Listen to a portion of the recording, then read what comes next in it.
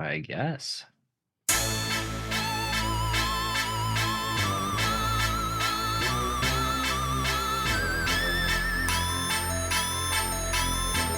Hello there, friends, and welcome to the Paranatural Podcast. My name is Ben.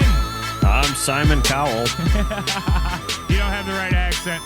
He's Jake, and we are so glad to have you with us tonight as we talk about a mystery topic because, well, I didn't ask, and Jake was just teasing me about it. Jacob, how you doing tonight, buddy? I'm doing good. How are you? Good. I'm sleepy. Yeah. Yeah. We're late recording today because this guy, said, "Hey, I got 5 minutes for the show. I can just kind of stretch out here." And I went night. So, but I'm awake now. So, Jacob, what are we talking about, bud? Gonna talk about calls from beyond. Like on the telephone? Yep. No, I wouldn't answer. Not because it's a ghost, because I don't answer the goddamn phone.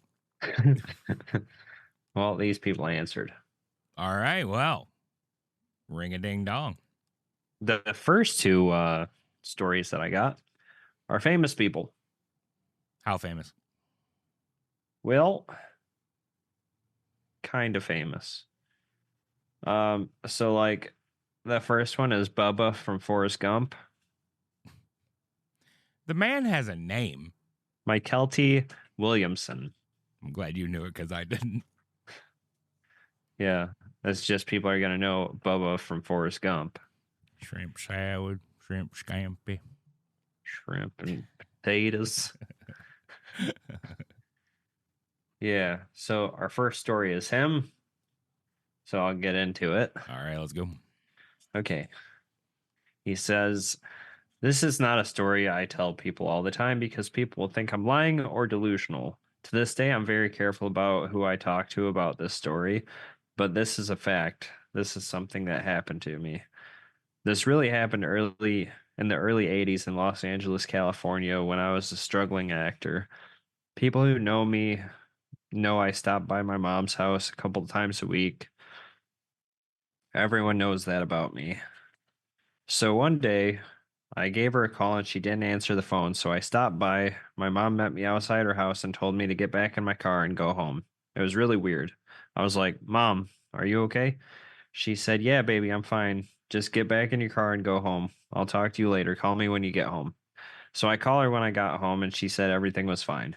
A couple days later, I stopped by her house again, and like clockwork, she met me outside and told me to go home. I was like, 'Mom, what's wrong? Are you okay?' She was like, 'I'm fine, baby. You can't be here right now.' I was like, 'Is someone bothering you?' She said, 'No, baby. Just get in the car. If you see any of your friends, don't stop. Just go.' I asked my mother if there was anyone in the house. She said, 'No.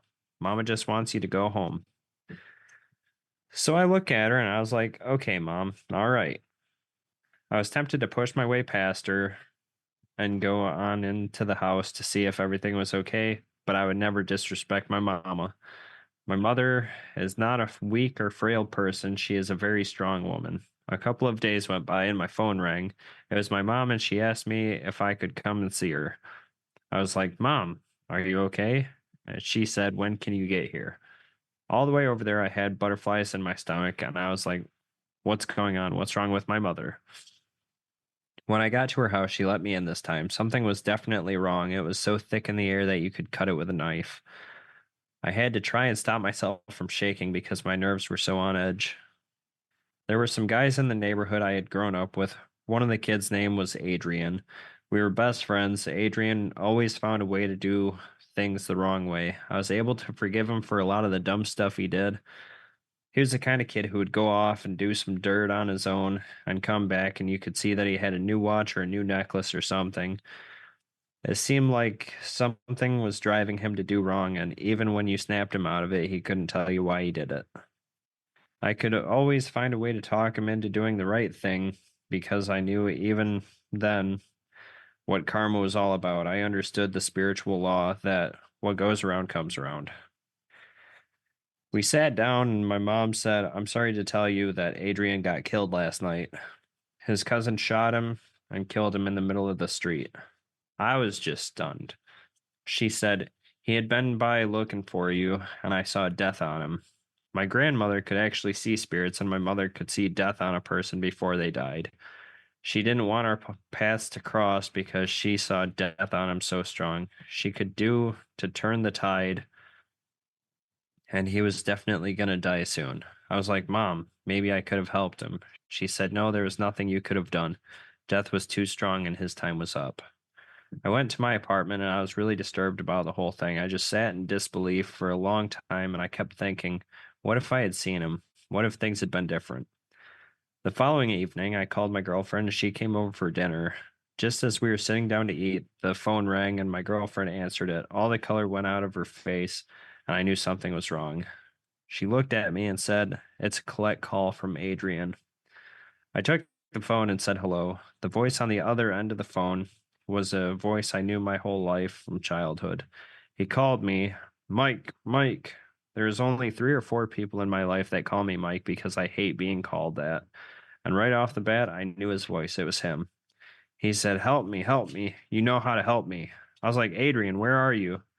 He said, They're trying to take me back inside. I ran away. Help me. You got to help me right now before they come back. I could hear these voices and screaming and sound like a roaring fireplace where you can hear the heat cut through the air. I could hear him begin to fight, and he was being overpowered. He kept screaming, No, no, no. Let me go. I'm not going, Mike. Then the phone went dead. I stood there for a long time. It's very hard to be on a phone with a person you can't help. I talked it over with my girlfriend, and she told me to call the operator and see if they could trace the call. They couldn't. The operator told me that if it was a collect call, it would reflect on my bill. I knew the date, the time, and everything. But when the phone bill came, that phone call wasn't on my bill. This was a phone call that I received from the other side, and he made contact with me through the phone. He kept saying I knew how to help him, and to this day I'm still baffled as to what exactly that meant. I really don't know how I could have helped him. I wish I had, but I didn't. The phone call was a message to me because I was taught that hell is a real place. There are real consequences. Had I been with him when death came, it could have taken me as well.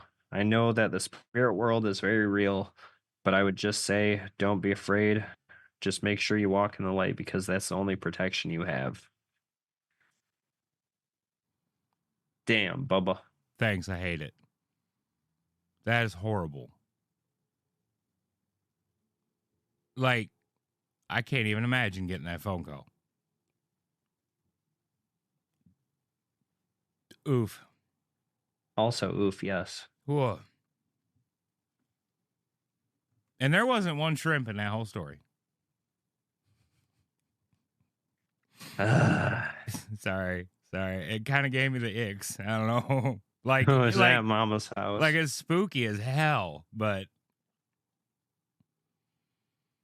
Yeah, his mom's trying to get him to avoid being around that guy because she knows he's gonna die soon. yeah. And then he called. Ooh. Yeah. Calls from the other side saying, You know how to help me. Ooh. Yeah. Sorry, buddy. I'm not picking you up this time. That's fuckered up. Ooh. The next famous person, the last famous person we have on this list, is Dean Koontz. I am quite familiar with Dean Koontz. Well, he's got a weird story, and I'd like to share it with everyone. All right, Are you let's go. familiar with his story? No. Just the ones he's written about Odd Thomas. What about Beautiful Death? I don't think so. That's one of his books, and this kind of is where he got the idea. Right on. Okay, so on September 20th, 1988, Dean Koontz had an experience that he would not write about for nearly a decade, but he claimed it in his essay for Beautiful Death as one possible encounter with evidence for life after death. Are you yawning right now? I'm not that boring. I'm still waking up. Well, wake up faster. He was at work that day in his office and the phone rang. He picked it up and heard a female voice that sounded far away. She spoke with him with a sense of great urgency. Please be careful, she said. A bit startled, Dean asks, who is this? He received no response except the woman repeating the warning 3 more times, and each time she said it, her voice became more distant. Now, I didn't put this in the notes, but I read like 5 different accounts of this, and he says his mother died in 68, and this was in 1988. And he says he's very sure it was his mother's voice. That's 20 years for those who are not good at the maths. Yeah, 20 years, 2 decades. When the line fell silent, Dean sat there listening for a while, uncertain what to make of it. The voice had certainly sounded eerily like his mother's, but she had been dead for nearly 2 decades. A voice is much harder to remember than a face, he said. So I thought I was being melodramatic. His the number was unlisted, or his number was unlisted, so it could not have been a prank call aimed at him. Perhaps it was a number that simply misdialed. He mentioned the incident to his wife and told no one else. It was such a strange call, says Dean. I don't claim that it was a ghost. I don't know what to believe. It certainly was odd. People report these kinds of events all the time, and it always strikes me as interesting that everyone seems to have an experience or two of the uncanny. Sometimes I believe it was a call from my mother, and sometimes that it was very strange and a very serendipitous wrong number. I think you always have to keep some skepticism about these things, but it's comforting to think that there is a realm where a personality survives. 2 days after this call, Dean went to visit his father in a facility where he lived. The staff was dealing with Ray's behavioral problem. Ray is his dad, I think. Um, and they had asked Dean to come and talk to him. Ray had punched another resident, a man on a walker, and the nurses were worried. Dean was unaware that Ray had used some of his small allowance to go buy a yellow-handled fishing knife and has honed it to a razor sharpness and oiled the hinge to make it open like a switchblade. When Dean came into the room, Ray moved fast. He grabbed the knife from a drawer, and Dean had tried to wrestle it away from him. He just managed to avoid being slashed. There were many witnesses to this altercation, and one of them called the police. Finally, Dean got the knife without incident and carried it into the hall, just as the police arrived. They drew their guns on him and ordered, "Drop the knife." Dean was startled, said, "It's not me you want," insisting, "It's him in there." He pointed to his father's room. "Drop the knife," they repeated, still training their weapons on him. Dean froze. All of a sudden, he recalls, "I realized they were going to shoot me if I didn't drop the knife. They thought I was the perpetrator, so I dropped it and obeyed them. That was one of the worst moments of my life. My own stupidity almost got me killed." Dean would later include this scene in a 1993 novel, Mr. Murder, when Marty Stillwater, the protagonist, has a similar encounter, though under different circumstances, with the police. Dean thought again of the mysterious phone call. It had made him more vigilant, and as a result, it possibly saved his life. He never received another phone call such as that, although in another novel, he did provide a separate phone line for ghosts.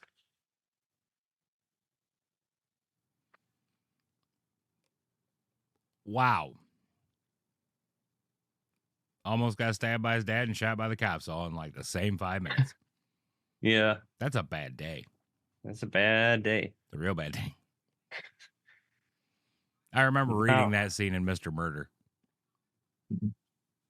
how does it go in Mr. Murder? About the same way. I just can't. It's just not his dad. I don't think it's. Uh,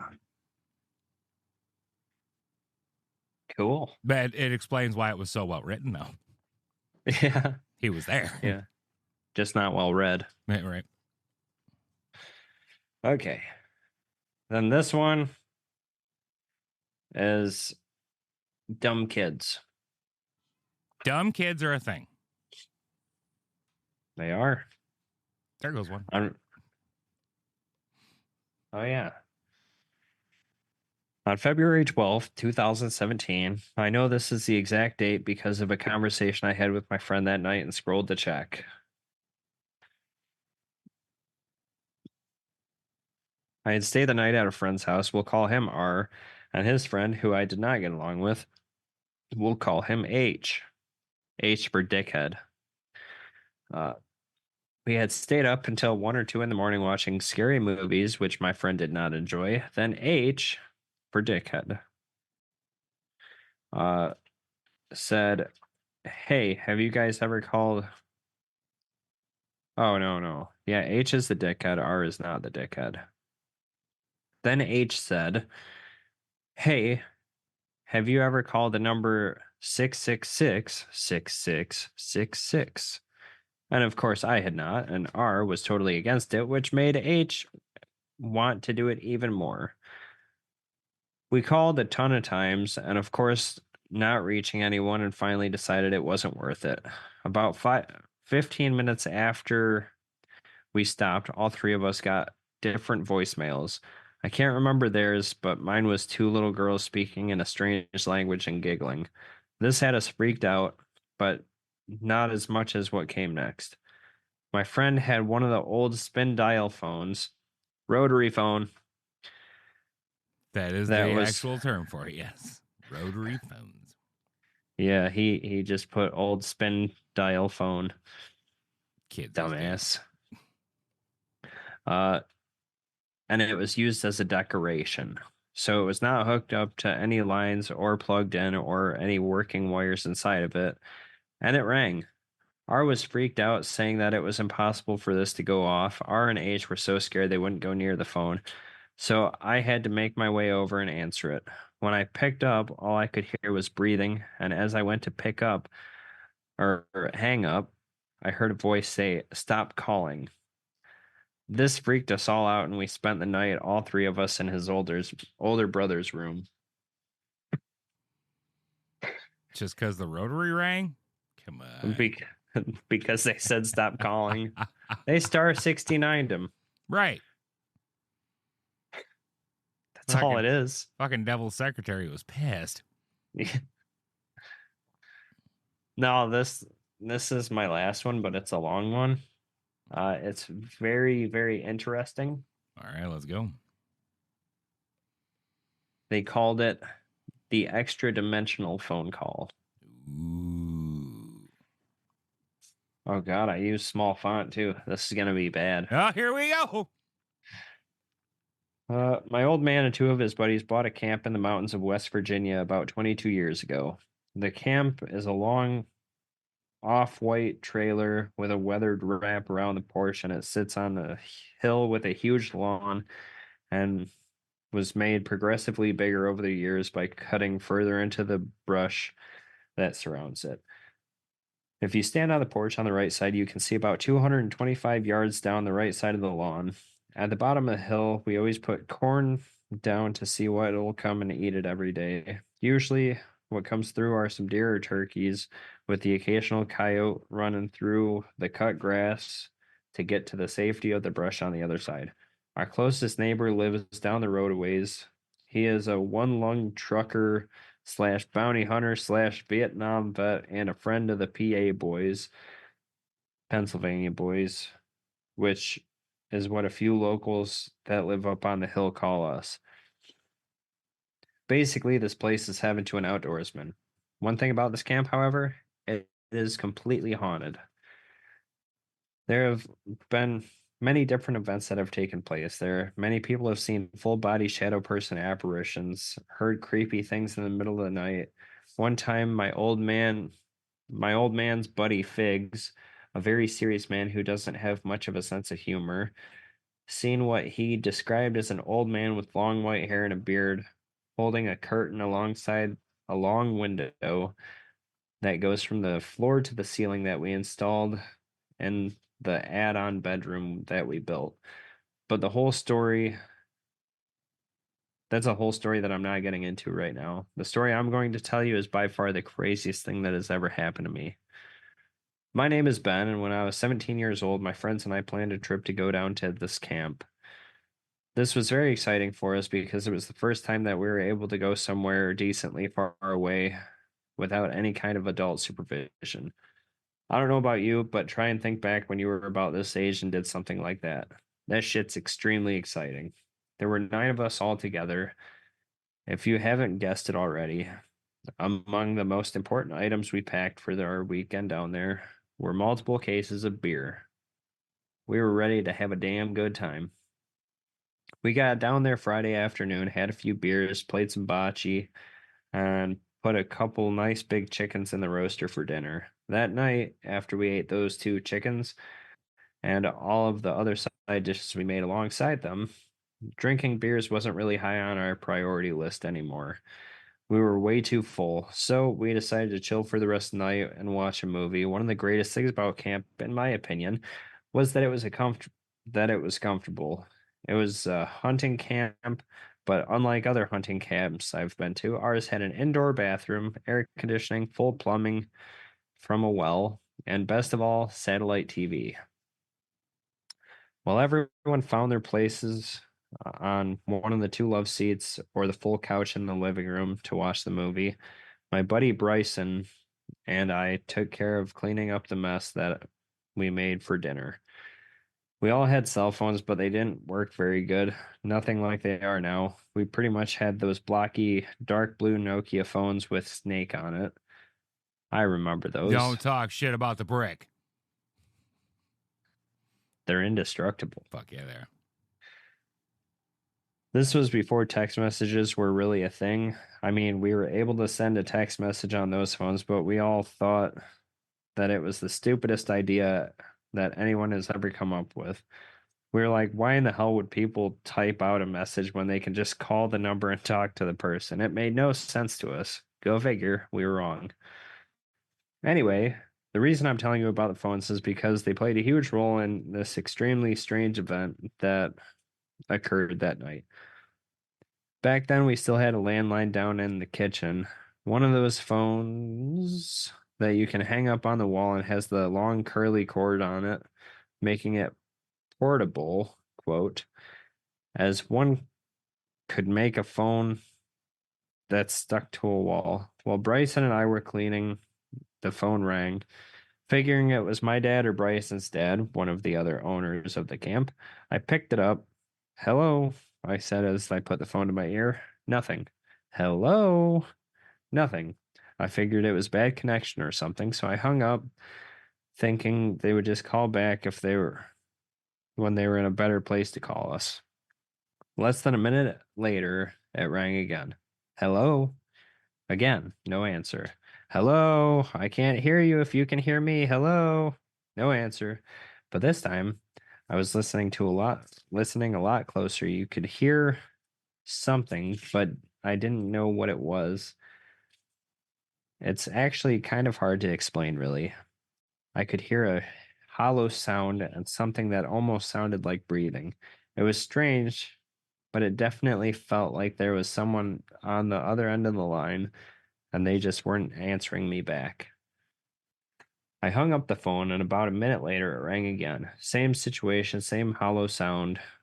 Hung it up. Another minute goes by, same situation, hung up, and again and again and again, all in about minute intervals. We were getting a little spooked at this point, and I decided to call the operator to see if something we could do to figure out who was calling us. Bryson had already called both my dad and his dad out on the porch with his cell phone to see if maybe it was one of them trying to get a hold of us. The only place you could get cell phone service at the time was at the end of the porch on the right side, where we can see down the corn pile. He was able to get a hold of them both, and they both denied calling. We didn't think it was them either because neither of them are the kind of guys to keep calling back over and over again, but we had to cross out that possibility. I talked to the operator and filled her in on what was going on. I told her that we were a bunch of guys between the ages of 15 and 18, and that we were in the mountains and no one around us for miles. I told her that we wanted to make sure it wasn't somebody calling us that was somewhere close to our camp just for safety's sake. She said that it would take calling again 3 times for them to triangulate the call. I told her that shouldn't be a problem with the amount of times that they had already called. I hung up the phone and waited, and just like clockwork, about a minute later, the phone rang again. Same set of circumstances. I hung up, and another minute went by, and it rang again. I hung it up and waited for the next one. As soon as the third call was made, I planned on calling the operator right back and see what they came up with. While I was waiting for the third call, I heard my cell phone start ringing. This took me by surprise since I had no service inside the camp. None of us did. I picked it up and looked at the screen to see who was calling. It said unavailable. I answered it. Hello. To my amazement, I heard the same hollow sound and the same weird breathing type sound that I had been hearing on the landline every time. I couldn't believe what was happening. Just the simple fact that I had literally no service whatsoever inside. It then hit me that this was supposed to be the third call to triangulate the caller. That was no longer going to happen. It was almost as if the caller knew that's what we were thinking about trying to do. In disbelief and amazement, I hung up. I didn't have much time to think about what just happened. While my thumb was still on the end button, I heard another phone ringing. Not mine, not the camp landline, but my friend Bryson, who was standing in the kitchen right next to me. I looked at him wide eyed as he stared at the phone with his mouth agape and his own eyes as wide as saucers. The name on the caller ID was also reading unavailable. His spooked, questioning look turned from one of question to one of anger. He answered the call. Yo, who the fuck is this fucking pussy? Can't say anything back. Scared ass bitch. He not so calmly yelled, fucking say something, bitch. Bryson hung up. He looked at me, and I stood there with my hands out to the side, body language for, what the fuck are you doing? I advised him that even if this was someone that was just trying to mess with us, that he shouldn't give them the W. I'm sure that's the reaction they wanted all along, and they were trying to coax out of us. At this point, it actually could have been someone trying to get a rise out of us. The only phone that rang were the camp phone, Bryson's phone, and my phone. These would be the 3 numbers that someone could have called if someone was trying to spook us. This was my only route to somehow trying to rationalize what is happening. And for a while it worked. The call stopped after Bryson's freakout. Still, I could not explain why my phone rang on the call that would have been able to triangulate those calls. There were a good 9 calls on the landline before mine rang, switching to mine only on the call that would have hopefully found this person out. I also couldn't believe that we were receiving calls from inside the camp when both our phones read no service. But crazier things have happened. A little while went by, maybe an hour with no other calls coming in. Everyone started to relax again, and Bryson and I got most of the cleaning done. It was around midnight, and we were all chilling watching Anaconda. Gotta love that old school Ice Cube. 2 of my Hell buddies. yeah. That's a good movie. Well, it's not, but it's entertaining as hell. You It's not a loosely good use that movie. word. It's an entertaining movie. It is. It is. 2 of my buddies, Nutch and Joey, decided to ride down to the 24-hour gas station about a half hour away to get some smokes. I forgot to tell them I wanted a Yoo-hoo, but they had already left. He wanted a Yoo-hoo. I'm so glad he left that part in. Fucking yoo-hoos are delicious. I'm glad he left that in. Same. I like this But guy they, more and more every as you talk. yeah, they had already left, and there was absolutely no way to get a hold of anyone via a cell phone if the person you were trying to call is between camp and that store. Nutch and Joey had been gone for about 40 minutes. It was getting close to 1 in the morning, and we were all pretty much whooped from the previous day. And as we were sitting on the couches, when you walk into the camp from the front door, you come directly into the living room. If you look straight ahead from left to right, the couches were, and still are, set up with one love seat all the way to the left, an end table, then another love seat, and the full couch against the other side of the wall. We all had our own seat since they sat 7 guys and Joey and Nutch weren't there. What happened next was insane and still absolutely puzzles me and gives me chills to this day. So I was sitting on the first love seat all the way to the left with Bryson right next to me. 2 of my other buddies sat on the love seat and 3 others on the couch. I just started to doze off when my phone rang. It woke me up, that's for damn sure. It gave me a hollow, empty feeling in my chest as I pulled it out of my pocket. Anaconda lost the viewing audience in that camp in a real hurry, as everyone now looking at me with wide eyes. I got the phone out of my pocket and looked at the screen. Unavailable. I looked at the ground and shook my head. This couldn't seriously be starting back up again. I just convinced it's not too long before the phone call that it must have been somebody messing with us. I picked up the phone and said hello. It was the hollow sound with the weird breathing we had dealt with just a couple hours ago. Again, no answer. Now here comes the crazy part. As soon as I hit the end button on my phone, I mean as soon as I hit that button, Bryson, who was sitting next to me to my left, heard his phone start to ring. We were astonished. There was absolutely no way someone could have possibly called him that quickly after I hung up. It was as if I called his phone just by hitting the end button on my phone. Like me pressing that button made his phone ring immediately. He answered the phone, but just with a hello this time, no cussing whoever this was out at 1 in the morning. As he hit the end button, our buddy directly to his left heard his phone start to ring. He looked at the screen and his mouth fell open. It was unavailable. He answered, said hello, and heard the weird hollow sound, breathing sounds, and pressed end.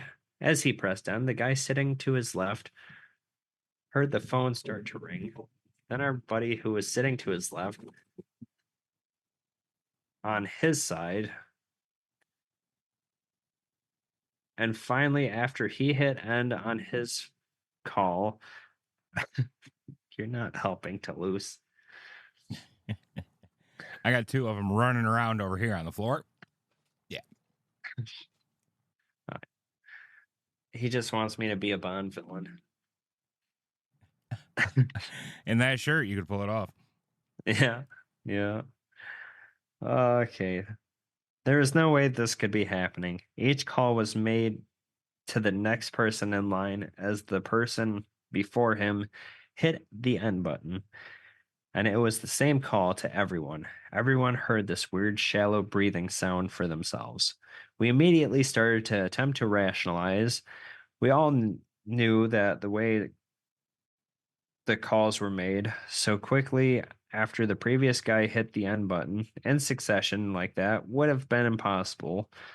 But there had to be a reason, some kind of rational answer. Our answer to it was the fact that there were 2 of us not there, Nutch and Joey. They hadn't gotten back from the store yet. So it had to be them. It had to be them. Everyone just stood there in amazement. We knew that we couldn't answer, but what else did we have? We knew that there was no way at all. I mean, anywhere, not even at the store, where they could have had service to do this. On top of that, the odds of calling us that quickly and doing it in succession from miles away were astronomical. We were standing up at this point. No one was relaxing anymore, and that's for sure. We knew relaxing is going to be completely out of the question. After 10 minutes went by, we saw some headlights coming down the road. On top of the mountain we were on, had no ambient light whatsoever. If there's a light up there, you're going to see them. We watched the lights turn up the driveway and continue up to the camp. As Joey and Nutch reached the front door, we confronted them. Yo, why you fucking with us? I yelled. What the hell are you talking about? Joey said. You called all of our phones. You had to have done it because no one else in the world has all of our numbers here. I said, getting kind of pissed off. We just pulled in, dude. How the hell would we have done that? What happened anyway? Joey asked. We explained to him how all the phones rang one after another in order of the way we were sitting. Everyone else was chiming into it. I was telling all of them this. We were standing at the front door because I hadn't let them come in yet after all of our hysteria. They were still standing on the porch. Where they were standing, right in the hallway, there is a porch light. It hangs above you if you're standing directly outside the door. Just as I finished telling them the details about what happened to us, both of their phones rang at the same time, both unavailable. They looked back at me and I at them, our eyes and mouths open wide with fear and astonishment. As my eyes met with theirs, the porch light hanging above them exploded into 1,000 pieces. We freaked the fuck out. We need to get the fuck out of here, I yelled. Everyone else was yelling the same thing in one way or another. We knew we couldn't leave. It was 1:30 a.m., and we were hours from home, tired as hell, and still half kicked in the ass from the beer we drank earlier. We didn't know what to do. Once our phones rang at the same time and the light exploded, we knew damn well this was definitely not someone just trying to scare us. This was really eerie, unexplainable shit. It took us close to a half hour to calm down to the point where everyone was sitting down. We were no less excited or spooked about what had just happened, but at least we were sitting. Gotta take a drink for a second. This is a lot. Gotta get a sippy poo.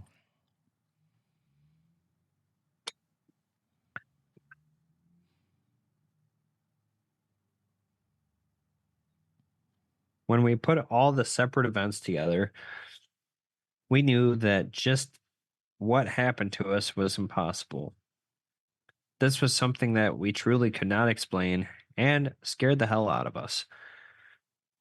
As a little bit of time went by without anything else happening, the sleepiness and the couple extra beers we all downed were hitting everyone pretty hard. By 2:45 a.m., everyone fell asleep except for me and Bryson. It was funny to see all those badass dudes sleeping on the living room, scared to go in the bedrooms by themselves. Bryson and I had a little laugh at that and decided to put the dishes away so all of the cleaning would be completely done when we woke up. A few moments, a few minutes went by as we dried the dishes and put them into the respective cupboards when we heard the faint sound of a phone ringing again. We looked at each other like, seriously, dude? We went into the living room to investigate. The ring was coming from our buddy Mando's phone. He was asleep, so we tried to get the phone out of his pocket without waking him. We almost got it out when the ringing stopped and Mando woke up. What the hell are you guys doing? Mando asked.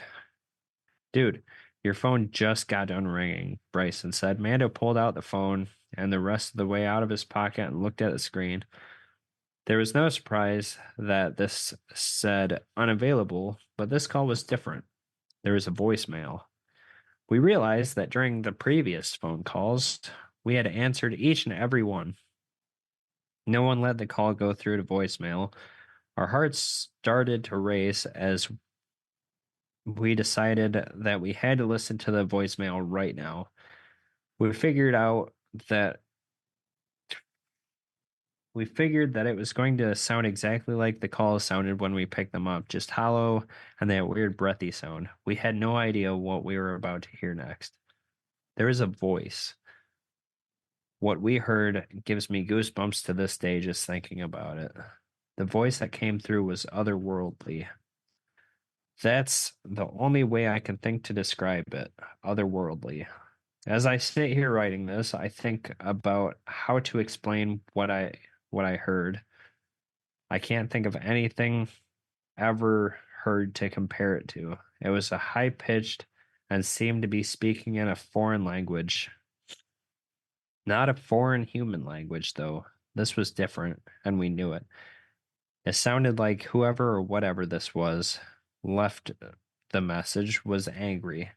Just hearing it gives me a feeling of dread that I had never felt before. I was a cop for 6 years, and it sickened me. We told Mando to save it, which he did. We knew we had to have someone listen to this, and for no other reason, just to make us feel like we weren't crazy. Bryson and I, now silent, wondering to ourselves what we just heard and trying to make sense out of it. We went back to putting the dishes away. Mando somehow fell directly back to sleep. It was almost 3 a.m. at this point, and we only had a few more dishes to put away. When the clock hit exactly 3 a.m., as it did, what happened next made the impossible to get to sleep, made it impossible to get any kind of sleep that night. At exactly 3 a.m., we felt what we can describe as a small shockwave shoot through the camp. Bryson and I could feel the floor vibrate, and at the same time the shockwave went through, a massive bright blue light lit up the entirety of the yard and some of the woods on the other side of the dirt road. We both stood there looking at each other with our hands out to our sides as if we were trying to surfboard to balance ourselves. The light looked as if a huge transformer exploded. We knew this to be impossible since there were no electrical lines running out there.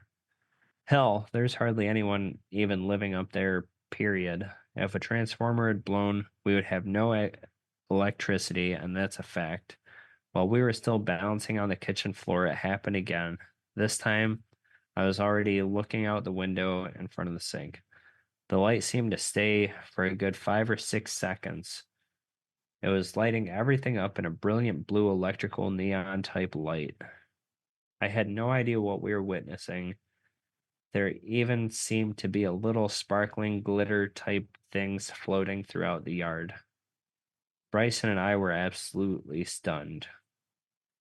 To this day, we have no idea what we saw that night or where that voice came from, who or what it was.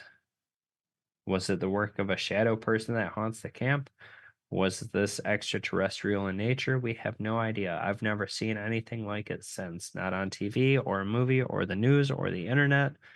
This was completely unique and still puzzles me to this day, and that was about 13 years ago.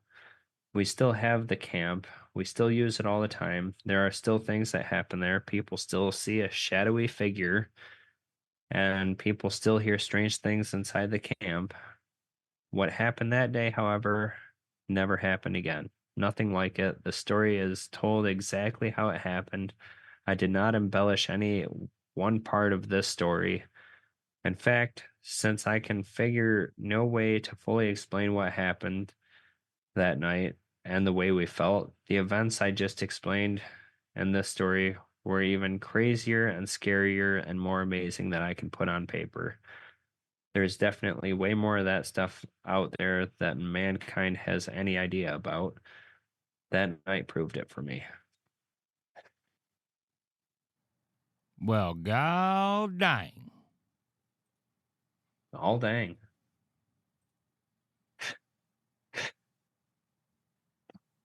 Got cat hair on me. That is a feature of my life. Okay. Yeah. That one was weird. And like at first it seemed kind of like phantom phone call, but then it was almost extraterrestrially. Yeah, it took a weird turn there. Yeah. I know now why they called it an extra dimensional call. Yeah. Any ideas? Not a one. I've heard of. Go ahead. I don't know. I've heard maybe not similar, but similar. Yeah, I've heard of phantom phone calls, like calls from beyond, calls from haunted numbers, but nothing ever quite like that. I once received a text message that had characters in it the cell phones did not make at the time, nor do they make now, because I don't think there were any kind of language. But the date stamp on it was like 1779. Yeah, it was weird. Huh. That is a bit odd. And this was back before texting was a big thing. Like, it was just getting to be a big thing. When it was a pain in the ass, and people are like, why would we type out a message? When you still had to spend 10 cents every message you sent. Oh, Yes, I know the horrors. yeah. A lot of angry parents. Kids these days don't know the struggle. They don't know the struggle of dial up. You did not just say, hey, when you sent a text back in our day. Hello there, friend, and welcome. This is the entirety of the podcast. We still used fucking paragraphs because that shit was expensive. Yeah, you had to be real mad to just send a K. Yeah, oh yeah, real mad. And now you all know why that means you're mad. So educational and frightening. Wonderful stories. But yeah, I got nothing on that. It's just so weird. It is like, I don't know, maybe. It literally started out your campfire fucking ghost story and Yeah. left turned it into some fucking where else. Yeah, like Kmart, I think. Blue light special. A lot of people, so vibration in the floor. Kmart. Yeah, that checks out. I miss Kmart. I saw a closed one this weekend, but it was freshly closed. My doctor's office is in a closed Kmart. You have a doctor? I do. Wow. Because I'm an old man. That's true. But now people can watch us on YouTube, so they know. Yay! Yay. I'm old too. It's just I don't look old with comparisons. You're just young old. Right. I'm young regular old. Like my knees can hurt, but I can hide it. I can hide it. You can? Yeah, I just sit down. Yeah, and then just wait until you stand up and it's ugh. Yeah, I don't know when that started, but I do that all the time now. I sit down and have stand to up. make a noise. I think it hits right at the age of 30. I think that's about right because it feels natural. I don't even think about it anymore. Yeah. When I get up or I like get one of those random pops in your body, you just Yeah, I wish mine would pop. It just be stiff. ugh. I get like sternum cracks. Anyway. They feel better than a back crack. Got anything else for these people, Jacob? Answer your phone. Don't be rude. It could be something that saves your life. Fuck that. If it's that important, I'll send a text. All right, ladies and gentlemen, thank you very much for spending your time with us here on the Paranatural Podcast. You know we love you so very much. Until next time, good night. Wait. Cut it. We have something to say. We have a new Patreon member. Oh, fuck yeah, we do. I need to go back to bed. Yeah. God damn. Yeah. We have a new Patreon member. And well, it pronounced her name wrong on the Patreon. So I'm just gonna say it the right way. Jolene, thank you for being a Patreon member. Yep. We appreciate it very much. Thank you. Thank you so much. You're helping make the Paranatural podcast a richer place. Both monetarily and just with your glowing presence. Sure. All right. Now we can say goodnight. Good night, everybody. We love you. Good night. Love you. Bye.